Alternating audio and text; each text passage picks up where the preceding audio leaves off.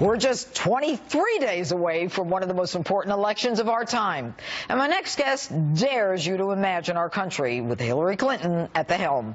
Author and director of the documentary Hillary's America, Dinesh D'Souza joins me now with more.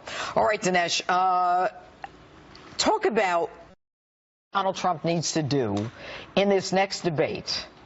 He's probably in the position of a fighter who's behind on points, and it would be good for him to go for a knockout. He needs to throw to Hillary the kind of questions that have the chance of dropping her to the canvas. We saw in the second debate that she is not that well equipped when she moves out of familiar territory. So he needs to, and he has the guts to do it. He's probably one of the very few Republicans who does. So I think he needs to go for it, and I have a couple of ideas of how he can do that. Well, what's interesting is that everybody knew that because it was a town hall, it was a different setting, that he had an advantage because he's a people person.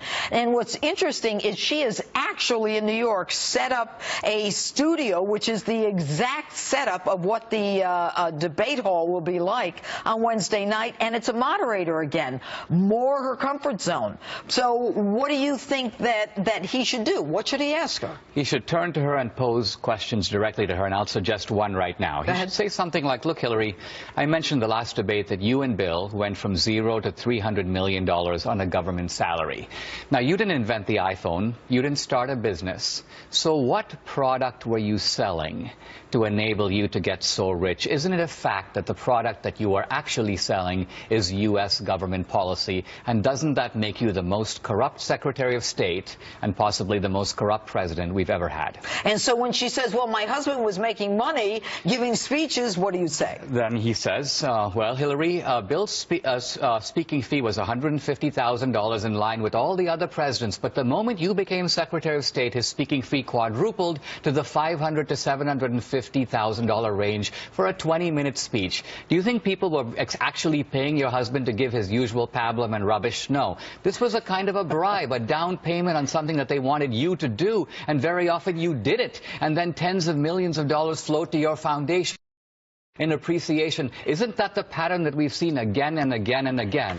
Do you deny it? What if Hillary Clinton wins? She's ahead now, but you know what? This is such a volatile election, and I truly believe that anything can happen in the next 23 days, unlike any other presidential campaign. What would America look like if she were to win?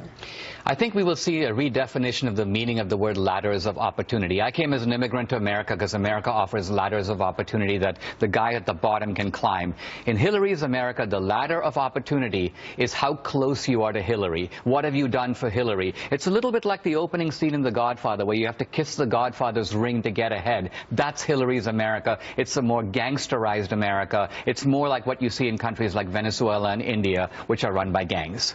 Well, you know, in your movie, Hillary's America, and your book as well, and I've read and seen both, the idea of not actually working, but taking the Saul Alinsky model and having everyone else work, and then you kind of reaping the benefits, is kind of a frightening concept, but also the Constitution being brushed by the wayside. Yeah, I think for these people, politics is a way to make it, to get rich, to sort of loot the treasury. Think of what Al Capone wanted to do in Chicago. He wanted to loot the treasury, give contracts to his buddies. He wanted to walk into the big Chicago stadium, have the whole crowd shouting, "Big Al, Big Al, Big Al." That's what the Clintons want. That's their vision of America, with themselves as a sort of idolatrous heads of it. And then the middleman, us, we lose out. We do. All right, Dinesh D'Souza, so good to have you here. And still ahead.